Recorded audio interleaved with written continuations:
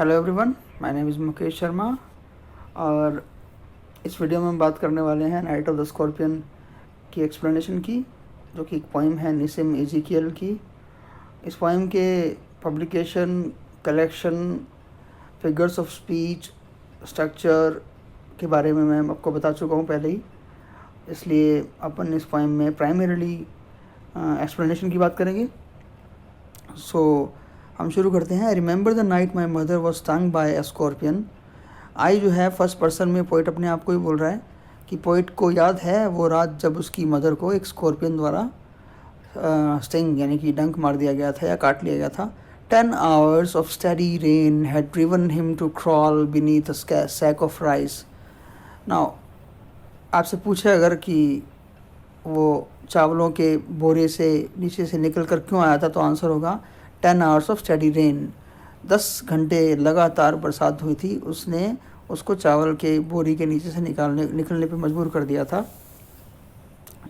Parting with is poison, इसमें याद रखना आप, ये जो बीच का पार्ट है, flash of diabolic tail in the dark room, इसको अगर अपन एक बार निकाल के हटा कर पढ़ेंगे तो बहुत ईजी हो जाएगा। इसको बाद में पढ़ेंगे अपन, बाद में मतलब पहले ये parting with is poison he risked the rain again. Now part with मने किसी चीज़ से अलग होना।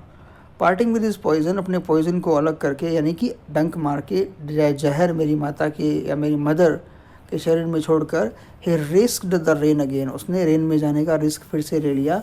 ऑल्दो वो रेन में मर सकता है बट उसने उसको मदर को काट लिया है, तो अब वो भागने की कोशिश करेगा डेफिनेटली, तो इसलिए वो रेन में चला गया। नाउ अब अपन पढ़ते हैं बीच वाला part. Flash of diabolic tail in the dark room. उस फ्लैश वैसे तो अपन लाइट को बोल सकते हैं, लेकिन यहाँ पे फ्लैश जो है बिकॉज नेचुरल है कि बिच्छू के काटने से कोई लाइट नहीं निकलेगी, तो यहाँ पर फ्लैश का मतलब अपन क्या ले सकते हैं कि बहुत ही फास्ट या क्विक। नाउ डायबोलिक टेल जो है, डेविलिश टेल यानी कि शैतान जैसी टेल, तो शैतान जैसी तो बोला नहीं उसने, तो शैतानी ही बोल दिया उसने उसको, तो मेटाफोर यूज़ कर सकते हैं, इसको अपन बोल सकते हैं। उस अंधेरे कमरे में उस शैतानी पूंछ से एक डंक निकला जिसने सारा जहर मेरी माता के अंदर छोड़ के, मेरी मदर के अंदर छोड़कर वो फिर से रेन में बाहर निकल गया।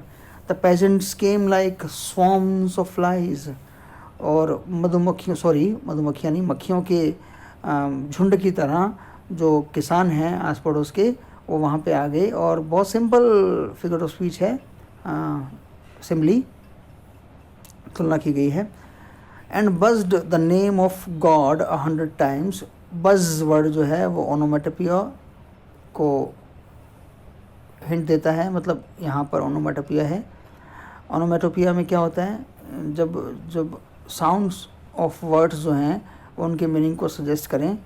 एंड बज the name of God 100 times। अब पोइट ने गिना नहीं होगा ना कि वो उन्होंने 100 बार लिया था, कितनी बार लिया था। हालांकि कुछ लोगों को अजीब लगेगा कि सिर्फ 100 बार बोलने से हाइपरबोली कैसे हो सकता है, बट जब भी अपन बिना कुछ काउंट किए या बिना कुछ एस्टिमेट लगाए कोई नंबर देते हैं, जो नंबर थोड़ा सा बड़ा हो, तो अपन वहाँ पर हाइपरबोली बोल सकते हैं। और उन्होंने उच्चारित किया भगवान का नाम सैकड़ों बार, है ना। तो और एक कारण और भी है बज वर्ड देने का, कि उसने पहले ही उनको क्या बोल दिया है कि वो मक्खियों के झुंड की तरह हमारे घर में आए। और बज वर्ड जो अपन यूज़ करते हैं वैसे भी मक्खियों के भिनभिनाने के लिए, है ना, तो इसलिए उन्होंने भगवान का नाम बज किया, यानी कि उन्होंने उच्चारित किया, बोला। To paralyse the evil one, और जो जहर था वो क्या हो जाए, पैरालाइज हो जाए, मतलब उस जहर का असर क्या हो जाए, ख़त्म हो जाए। एक तो ये मीनिंग हो गया इसका।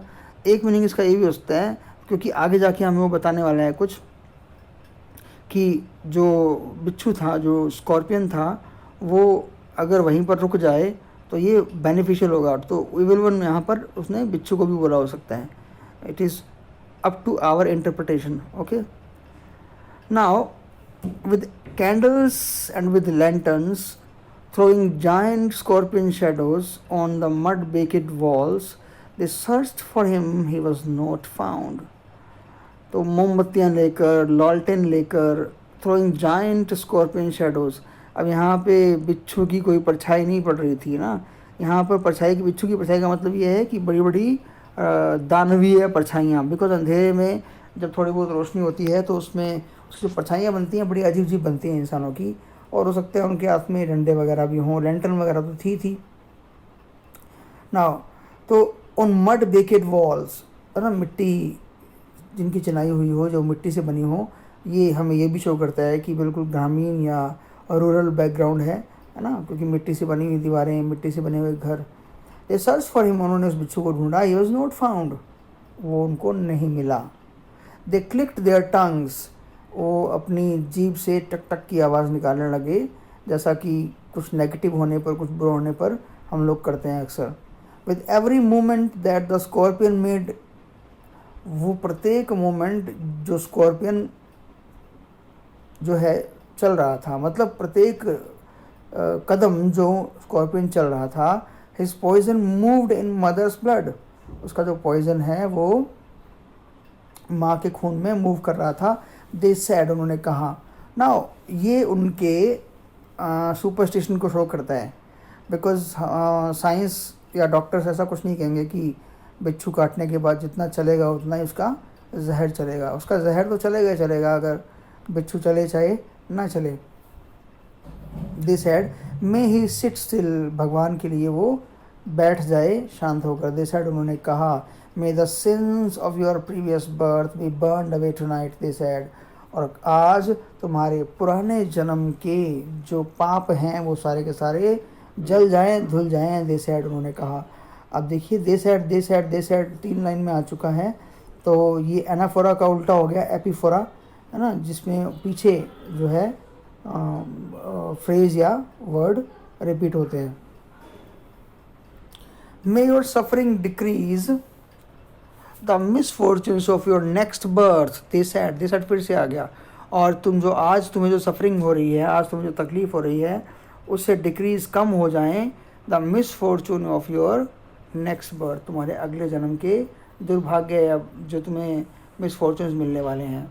ये कहीं ना कहीं मैं ये नहीं कहूँगा कि इंडियन फिलोसफी का हिस्सा है, बट इंडियन लोग अक्सर ऐसा मानते हैं कि पूर्व जन्म के कर्मों का आपको हिसाब देना पड़ता है, आपको भुगतना पड़ता है, और इस जन्म के कर्मों का हिसाब आपको अगले जन्म में देना पड़ेगा, ऐसा हमें सुनने को मिलता है अक्सर। तो ये वो जो इसको फ़िलोसफी बोलना उचित नहीं रहेगा, बट फिर भी मैं फ़िलोसफी प्रोड्यूस कर रहा हूँ कि इंडियन गाँव वालों की जो फ़िलोसफी है वो यहाँ पर दिख रही है कि तुम्हारे पिछले जन्म के पाप धुल जाएं और तुम्हारे अगले जन्म के जो दुर्भाग्य हैं वो टल जाएं तुम्हारी इस सफरिंग से।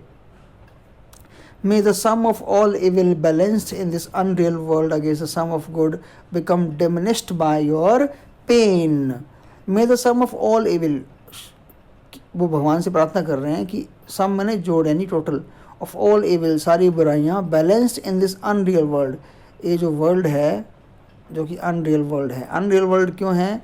बिकॉज रियल वर्ल्ड तो वो भगवान का वर्ल्ड ही है ना। तो इस संसार में जो सारी बुराइयाँ हैं, है ना, जो बैलेंस होती हैं against the sum of good, सारी अच्छाइयों के, मतलब पाप पुण्य का हिसाब, बिकम डिमिनिश्ड, वो क्या हो जाए, मंद हो जाए, कम हो जाए, बाय और पेन, तुम्हारे दर्द से। इसका मतलब क्या है? हिंदी तो मैंने कर दी इसकी, पर इसका रियल मीनिंग क्या है? इसका रियल मीनिंग ये होगा कि इंसान की बुराइयां और इंसान की अच्छाइयों का हिसाब जो इस अनरियल वर्ल्ड में ही हो जाता है ना। अब बिकम डिमिनिश्ड, वो कम क्यों हो जाए?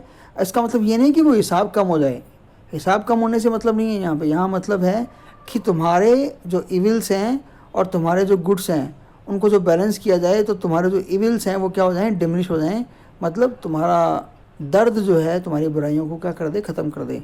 मे द पॉइजन, उसी लाइन को आगे, उसी बात को आगे वाली लाइन जो है कंफर्म भी कर रही है।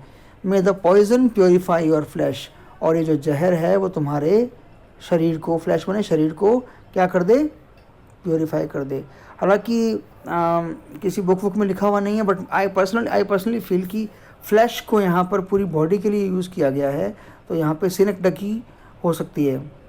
We will check it again later, और मैं ग्रुप में को इन्फॉर्म करूँगा। May the poison purify your flesh of desire and your spirit of ambition.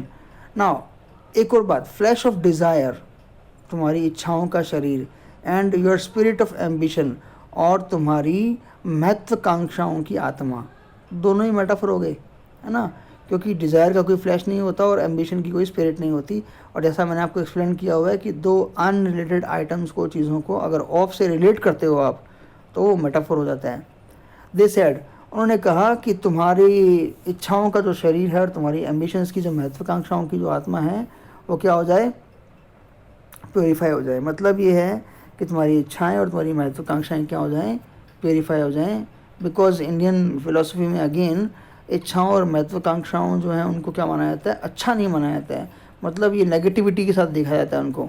They said, फिर से आ रहा है, they said, and they sat around on the floor with my mother in the centre, और वो floor पे मेरी माँ सेंटर में और वो सब लोग चारों तरफ आजू बाजू बैठे हुए थे। The peace of understanding on his face, और हर चेहरे पर समझ का एक भाव था ना। ये समझ का भाव कोई साइंटिफिक नहीं है, मतलब दे वर ऑल एश्योर्ड कि हम जो सोच रहे हैं कि इसके पाप धुल जाएंगे, इसके अगले जन्म के पुण्य जो मिसफॉर्चून है वो कम हो जाएंगे, है ना, और इसके शरीर को और इसकी आत्मा को ये पॉइजन प्योरीफाई करेगा। वो सबकी सोच थी, और वो सोच इतनी कॉमन थी कि वो सब आपस में क्या थे, बहुत ही अश्योर्ड थे कि हाँ बिल्कुल ऐसा ही होगा। तो इसलिए उनके चेहरे पर एक अंडरस्टैंडिंग का भाव था। बाकी बात करेंगे अपन नेक्स्ट वीडियो।